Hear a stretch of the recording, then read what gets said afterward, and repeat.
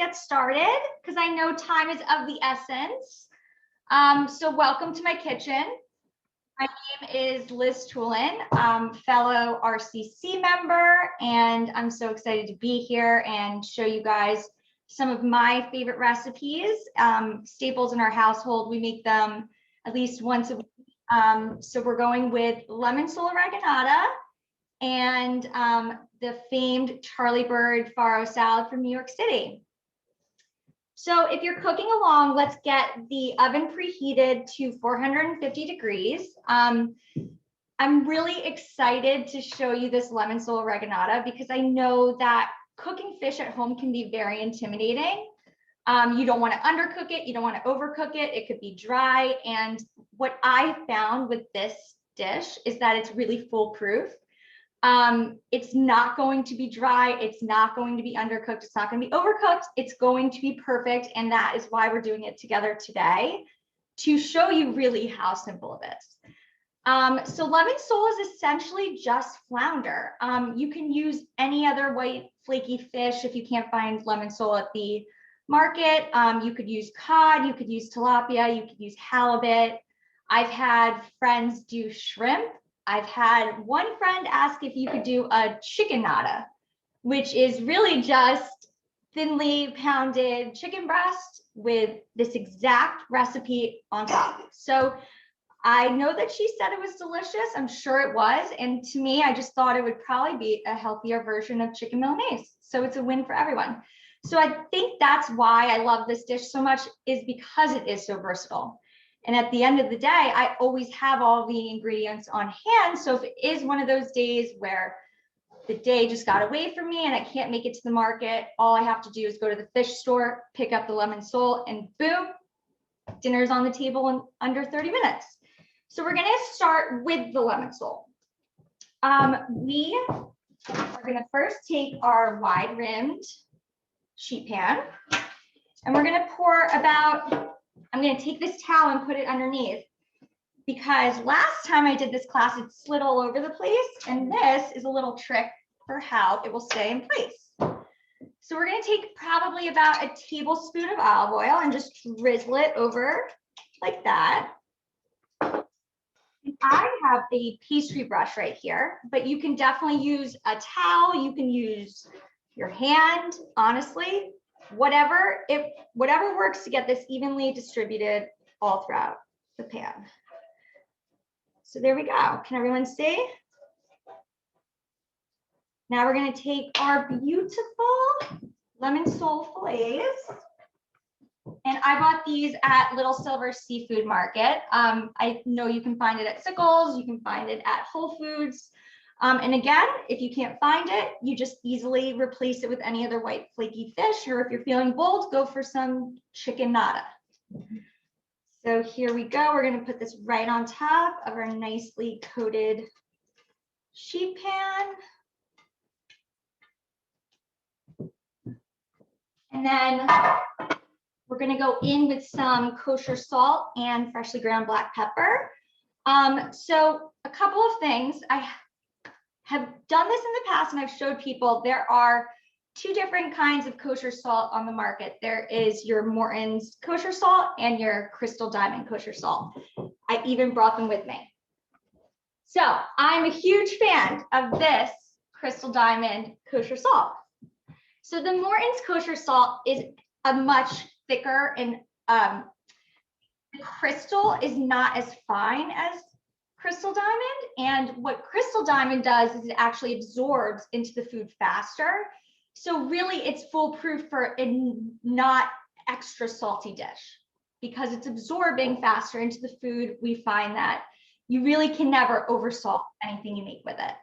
And I only cook with kosher salt and I garnish with Maldon sea salt. So this is your Maldon sea salt, and I'll show you later. It's a very nice, flaky sea salt, and that's something you would garnish with.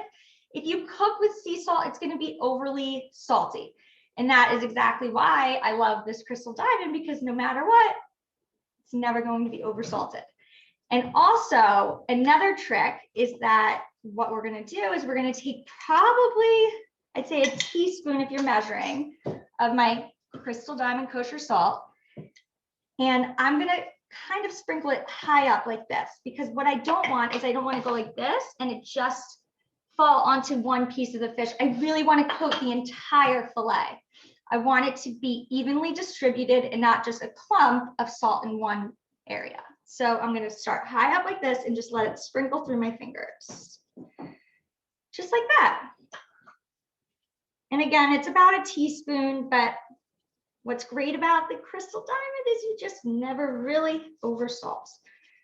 And there we go. We got the ball nicely distributed. And then we have our freshly ground black pepper. I would say that's probably a half a teaspoon. You just want to make sure that you can see those nice black pepper flakes all over the fish. All right, so we just season our fish. Voila. So I'm going to set this here and we're going to get started on the breadcrumbs, because what would be an oreganata without breadcrumbs? So if you're cooking along, you want to grab your medium-sized bowl, and I have my lovely array of breadcrumbs and cheese here. So we're going to do a half a cup of panko breadcrumbs. I love the crunch and that crispy texture that it adds to the fish. And then a half a cup of grated Parmesan, which is going to add that salty, nutty-ish flavor. It's just, everything is better with Parm. And then it wouldn't be a classic oreganata if we didn't have seasoned Italian breadcrumbs. So I have a quarter cup of that. And then a teaspoon and a half of dried oregano. And a trick that I like to do with the oregano or any other dried herb is I kind of just put it in the palm of my hands, and then I crunch it together through my hands, because what that's going to do is it's going to liven up the herbs since they've been sitting there for so long, and it's going to bring out all those oils and yummy aromatics that we really, that's what we want, right? We want flavor. Everything needs to be full flavor. So then we're going to add lemon zest. So here's my trusty microplane grater.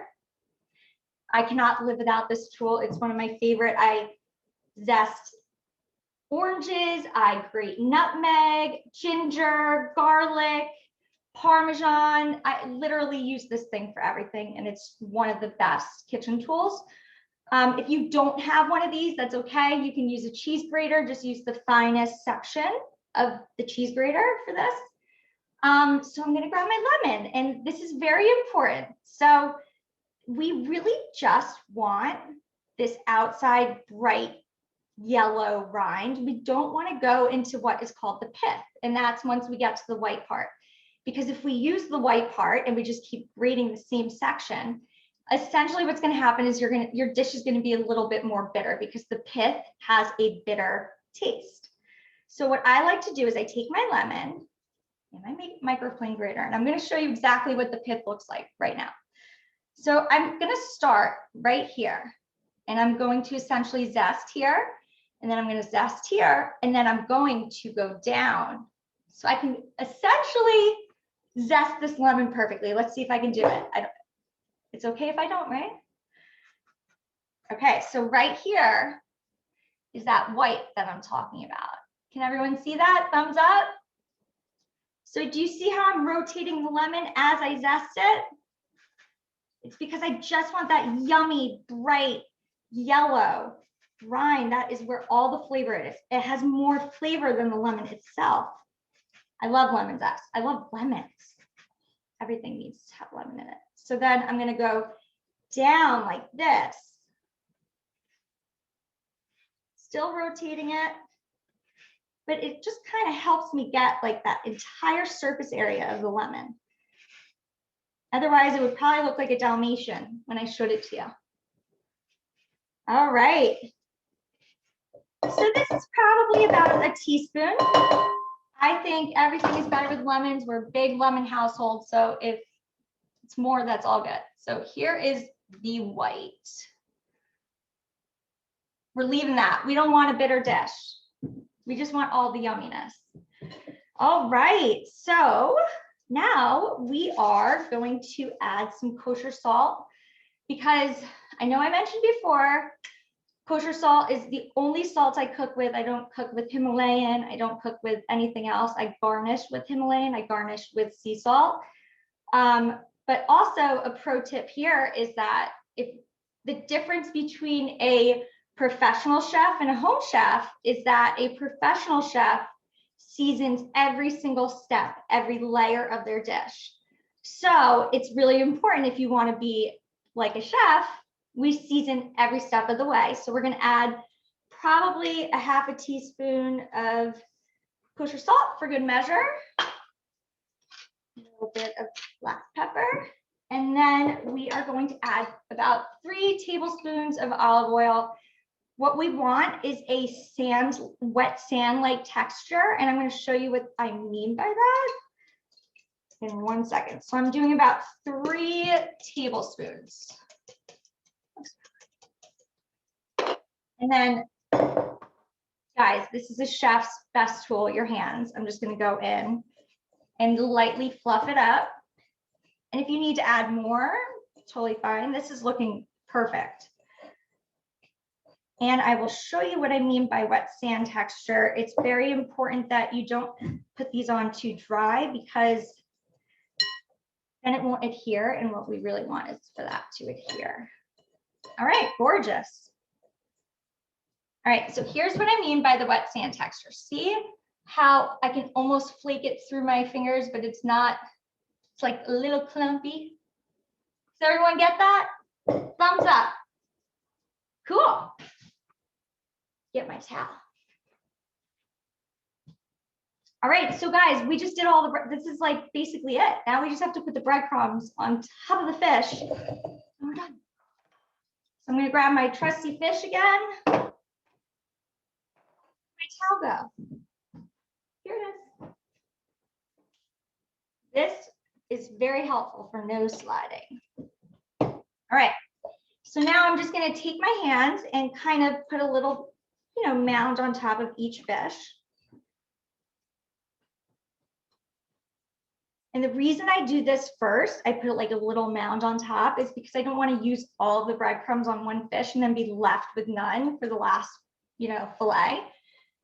So this way I can always add, but I can't really just take the other one off.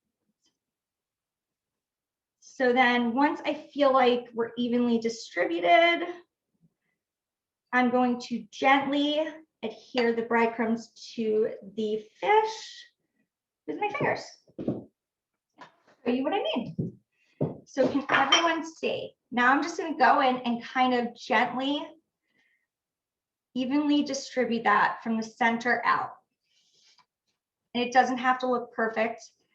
There's so much flavor in here that each fillet is full of flavor. If you miss a little part, don't worry. All right. And I love that this is such a rustic dish. I love that. And it's so elegant at the same time. Like right now it looks rustic, but once we bake it and put it on a beautiful plate with this farro salad, it's going to look like the most delicate, elegant dish that for me, it's a no-brainer. Whenever we have friends over, I'll double the recipe and I will double the breadcrumb and boom, I look like a total showstopper. All right, so here we are. Can everyone see? It's not perfect, but it's gonna taste perfect. All right, so for good measure, we're gonna add a little more kosher salt because we season every step of the way. And a little bit of black pepper. Now, if you wanted to prep this in advance, you could do this entire process and just skip what we're about to do and do that right before you bake. So if you want to do this in the morning, have it prepped so that it's ready to go at night, you would just take what we just made and cover it and put it in the fridge and then do this step right before you bake it. So I have Pinot Grigio because that's what we had on hand, but you can use any dry white wine. You could use Sauvignon Blanc. I wouldn't use Chardonnay, but Pinot Grigio, Sauvignon Blanc, whatever you have on hand is good.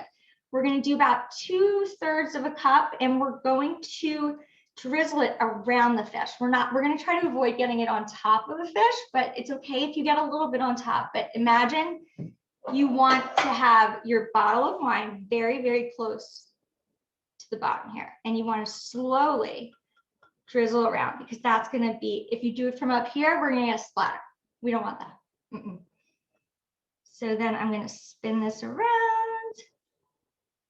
Slow and steady wins the race, guys. All right, that looks beautiful. All right, I'm going to try to get this to you guys without getting it on top. Can everyone see? So those pan juices are going to be delicious. All right, so I'm going to make this for you guys because obviously you all want to see the finished product, right? So what we're going to do is we're going to put in the oven, top third rack for 8 minutes, foolproof, 8 minutes. Put your timer on. 450 degrees, and then we're going to take it out. We're going to turn the broiler on, and we're going to hit it under the broiler for 1 to 2 minutes to get that top nice and golden brown. If you don't have a broiler, it's okay. Just pump the heat up to 500 degrees. And essentially a broiler it acts just like a grill. So all the heat is coming from the top. So if we position it right below it, it's going to do exactly what we need to do. So in the oven, 450, top third rack. And I'm gonna put my timer on for 8 minutes, because 8 minutes, I'm telling you, it's perfect. Does anyone have any questions up until now? Nope. All right, well then let's keep going. I have a question. Yes, Rob. I noticed you breaded the top only. Is that typically like, because I do like to cook, believe it or not, and like chicken cutlets, I think of, you bread both sides. Is it typical that you only bread one side of a fish? So, you know, I make chicken cutlets as well. They're my family's, literally their favorite dish. We are dealing with a very delicate fish.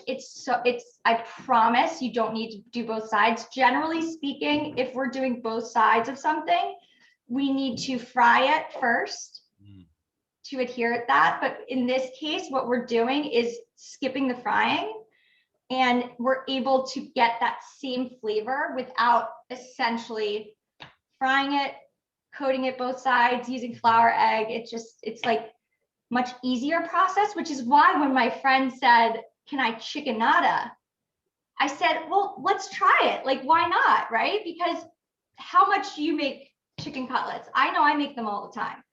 And it's a process. It's like your station is just flour, egg, breadcrumb, then you have all the chicken. It's just a lot. So when she said it worked, I was like, I think I might be sold here. So thank you, Kat Evie, for making chickenata for us. Thank you.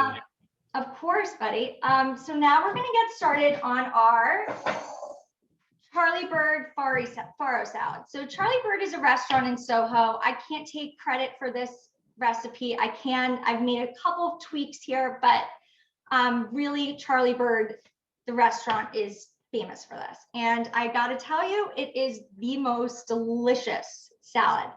What I love about it is that the next day it gets even better. So what you make today, tomorrow is going to be a phenomenal lunch.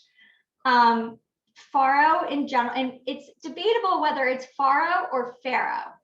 The dictionary says it's Farro, but then the pronunciation it's all over the place. Believe me, I've deep searched. So the actual conclusion is it could be either Farro or Farro. So whatever you prefer to say is right. I'm going to go with Farro today. That's what I'm feeling. So what I love about this is that it's such a hearty grain, but it's full of fiber, it's full of protein. And when it's cooked, it almost resembles a barley. It has nuttier textures, more caramel notes, but it's also a chewier texture. So for me, I think it's a much better grain to use for a base of salads like this, a base of a grain bowl. You really can like mix and match so much. It's one of the most versatile grains I think I've ever used. I love it. I love the nuttiness of it. And what I have found with this farro salad is that when we make it and put apple cider in it, when we put a little bit of salt, we're getting the sweet, we're getting the salt, we're getting the nutty, and it's perfect. So for timing purposes, I've already made the farro, but I'm going to show you exactly what I did. So I took a medium saucepan and I took my farro. I did a cup of apple cider, a cup of farro, 2 cups of water, 2 bay leaves, and 2 teaspoons of salt, kosher salt, of course. And I let that simmer for about 30 minutes. And if at any point the water was fully absorbed, like let's say it's 15 minutes in and all the water is absorbed, I just put a little bit more water in it because it's really about 30 minutes, definitely. So if at 15-minute mark, it's completely absorbed, don't worry, just go over to the sink, fill a little bit more water in, it's gonna be fine. So then I took that, I strained it, and here we go. And I took the bay leaves out. So this is our completed farro. Now it's really important to dress your farro when it's still warm, which is why I made this right before our class. So what we're going to do now is make our vinaigrette before it gets too cold, because what we want is this vinaigrette to hit it when it's really warm, because then it absorbs the flavors even more. It's a win-win. So we're doing a simple vinaigrette here. It's a 2-to-1 ratio, 2 olive oil, 1 vinegar, or in this case, lemon. You can absolutely, this is kind of your standard vinaigrette. So if you want to use half vinegar, half lemon in your vinaigrette, you would do 2 olive oil, half vinegar, half lemon juice. So half a cup of olive oil goes in.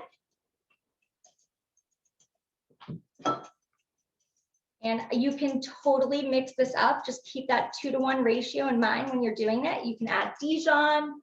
What I love about the salad is you can kind of make it however you want. It's such a good base. And our vinaigrette here, for instance, is extremely simple, and it's a very neutral vinaigrette. So you can add so many different things if you want. So I'm going to take the lemon that I zested before, because we're going to use everything. So a trick with using a lemon to get the juice out even better is you take your palm, and you just roll it, kind of squeeze that, because that's going to release the juices even more. So we're going to need probably, I would say 1.5, but let's see if I'm right. I don't know if I'm going to be right. Let's see. So we're going to cut these in half. Another trusty tool, the lemon juicer. I love this guy. So I didn't mention I'm doing this in a measuring cup. So this is another trick of mine. So I do it in the measuring cup, because then it's like one less dish to clean. And I'm measuring everything in here anyway, so it's a win-win. So I did half a cup olive oil. So now I need a 1/4 cup of lemon juice. Let's see if it's 1.5 lemons. Let's see. If it is, I'll be very proud. That means all right, half a lemon. Liz, where did you get that juicer? That looks like an awesome one. This is from Williams-Sonoma. So say that it looks like a Cadillac of juicers. It is. Honestly, this has been in my kitchen for like 6 years. And I use it all the time. Look at it. It's the Cadillac. I've had them and I've broken them. I want yours. It looks awesome. You know what? I'm going to use that gift certificate for one for you. All right, guys, I was right. Perfection. I was right. 1.5 lemons.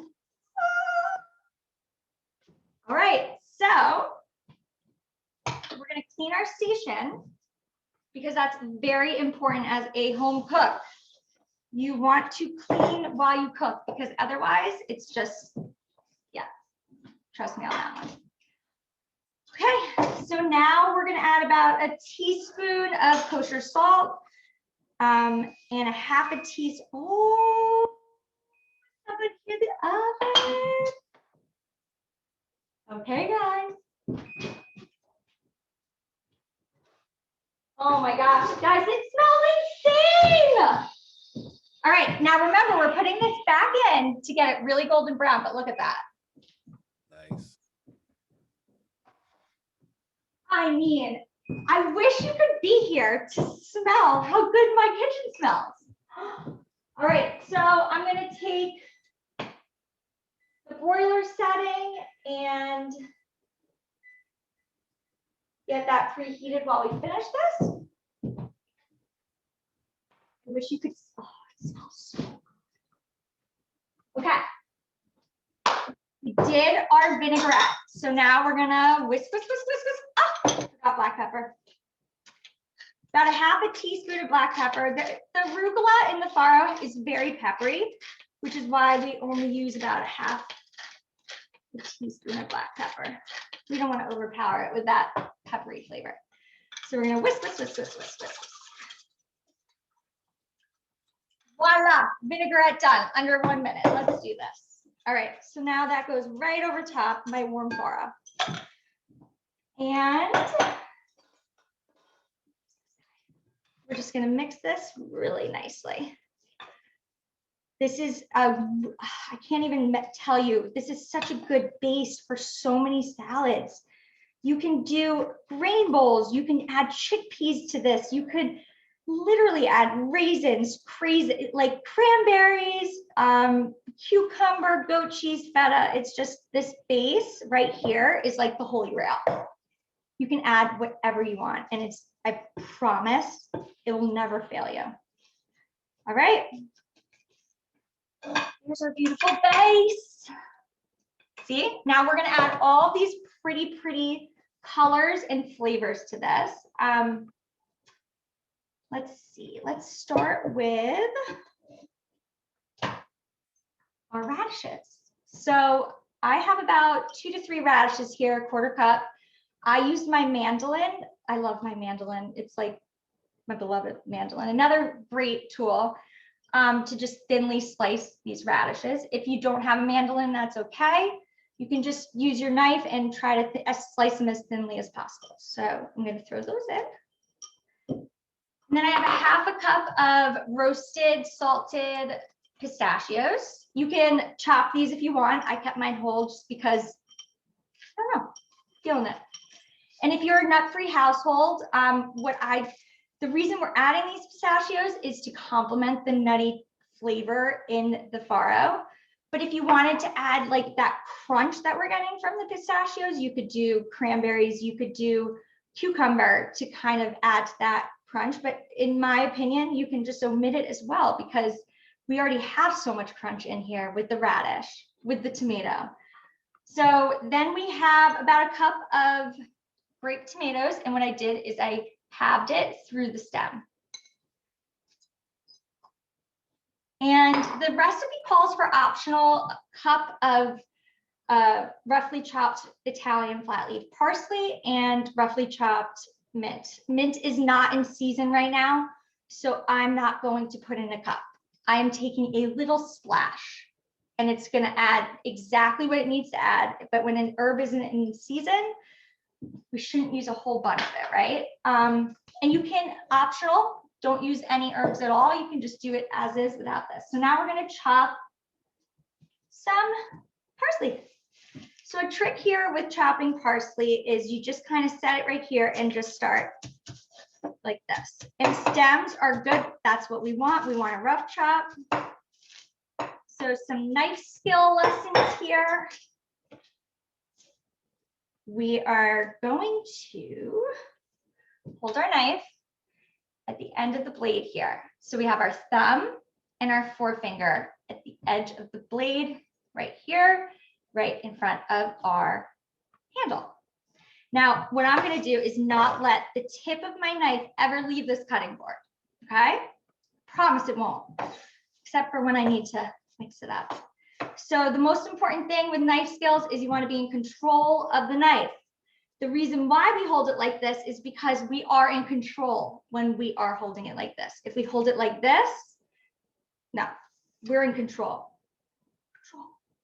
So without my point of my knife ever leaving my cutting board, I'm going to roughly chop this. So I'm going to, like a pendulum, go up, down.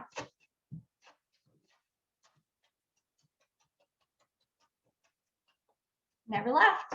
And I'm just going to brush it up. Do the same thing again. Brush, point down, pendulum. And it's honestly, I know sometimes knife skills can be very intimidating. So if we ever need to do a class for that, let's do it. Little brush through. I love parsley. I love lemon. These are some of the essential ingredients in our household. We always have them. And I think it's very important to always have a fresh herb in no matter what dish you're baking. If you're doing anything, if you add that fresh herb at the end, it just elevates it so much. All right, voila. Chopped parsley. So we need some of this for our garnish for the lemon sole. So I'm going to go ahead and take some of that out. And then I'm going to toss the rest into this beautiful salad.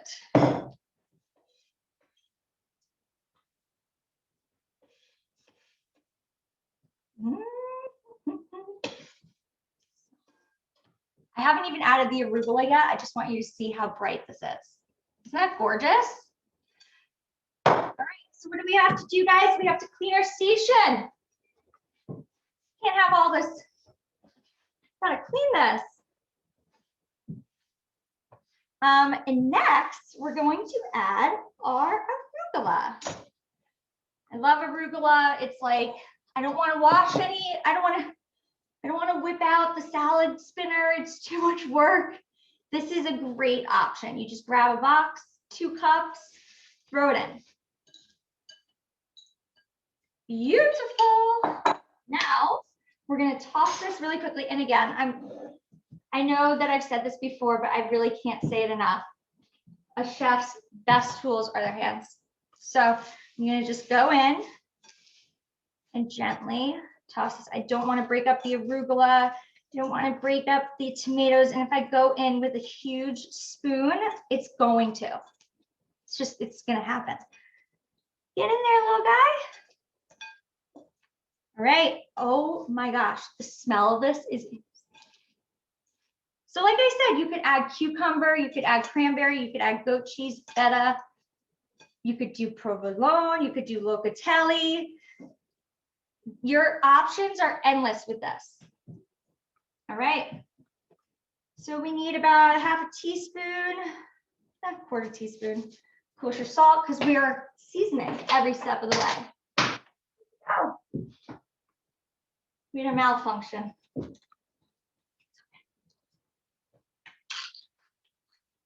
A squeeze of lemon for good measure. I'm going to show you my trick with Parmesan. So I love getting these really pretty curls. So what I do is I take a vegetable peeler and watch. I'm just going to go like this. Get these pretty curls. This is a workout. I'm not going to lie. It's a workout. So you could totally buy those like shaved. But I just think it's like every bite is full of flavor. Then you're really getting this huge bite of yummy parm, which is the saltiness. And then the saltiness from what we basically cooked it in with the salt, the apple cider. Oh, and don't use apple cider vinegar. I've made that mistake. I'm talking like fresh apple cider, the stuff we get at Delicious Orchards, and it's in season now, so it's at Siggles. I have used apple cider vinegar. My house smells like it for a week. So that is always my pro tip. And I've had friends do it before, and I've said, I told you, no apple cider vinegar. I mean, Emma wouldn't go in the kitchen for like a week, I don't think. All right. So about 1/2 cup or whatever you prefer goes in. Clean my station.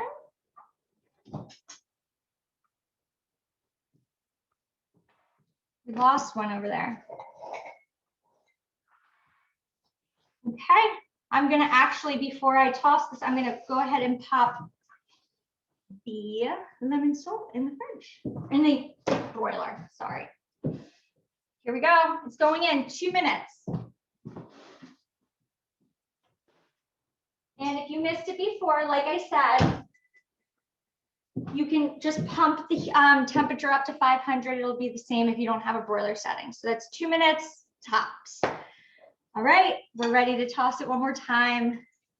And this is where you really want to gently do this because you don't want to break up those really pretty curls.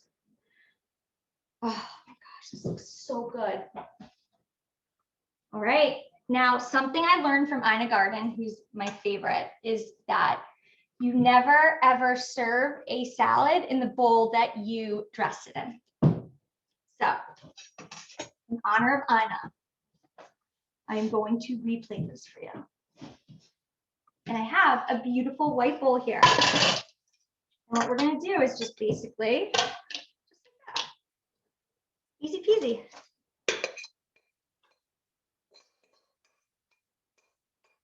And if you're serving a crowd, you would, to elevate it a little bit, we could do a little bit of our Maldon sea salt, which you can see here. It's these beautiful flakes. Woo! See that? You just go like that. A little more pepper. You always want to garnish your salads and season them. And then if you want, you could add some lemon wedges. Just to, there we go. Voila. How's that look, guys? Awesome. So good. Okay. 20 seconds. Who is ready to see this lemon sole? I think more importantly, who is ready to cook this at home? Raise your hand.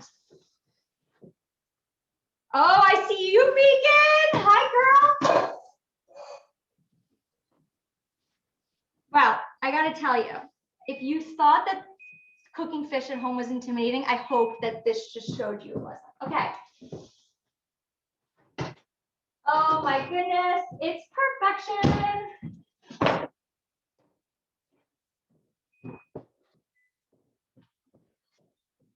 You guys,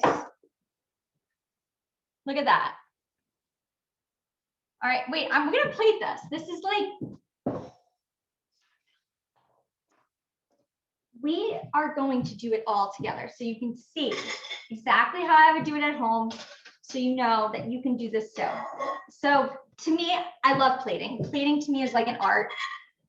You can take anything that you make and make it look so gorgeous and that so much was put into it if you just plate right. And that to me is like a white square, simple plate.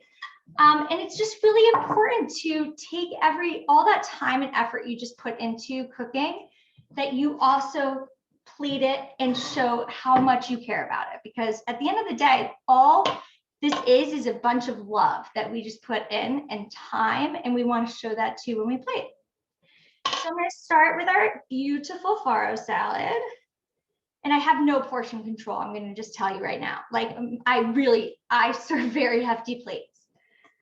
And maybe this is a little bit too much, but this is just how I would do it if it was any other night here.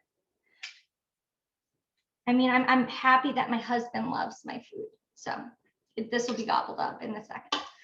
Okay. Now, for good measure, we're going to add a little bit more parm to the top. Just makes it look pretty. And we're going to add just a little bit of kosher or sea salt. A little bit of black pepper and a tiny squeeze of lemon. And I'll throw that lemon right next to the salad, okay? This fish, you guys. So 2 of my other favorite tools. Has anyone seen these? These are fish spatulas, okay? I don't even own a regular spatula anymore. I just use these because look, they're like thinner. They're a little bit more pliable. And why own 2 different spatulas when you can use just one for everything? So I'm going to take this gorgeous piece right here with my 2 spatulas, gently lift it onto the plate. Looks so good. Oh my gosh, if you want to look like you just went to culinary school and came home and just whip this up. This is it. All right, so where is our parsley? We have to garnish. Garnishing is just as important. We're just gonna do a nice little sprinkle here. And then a squeeze of lemon again. And then we're gonna put those lemons right there. And as always, we have to do a little bit of sea salt on our little fish fillet. Whew. All right, who's ready to see? So if you've taken my class before, you know that I almost always get up on the island at the end to show you the dish. So that's what we're gonna do.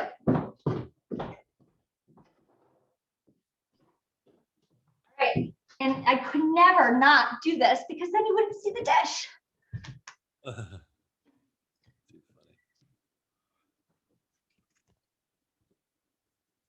funny. Nice. What do we think?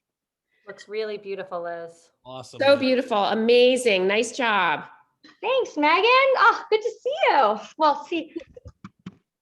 Well, guys, this is literally, I do this all the time. This dish, it's a staple.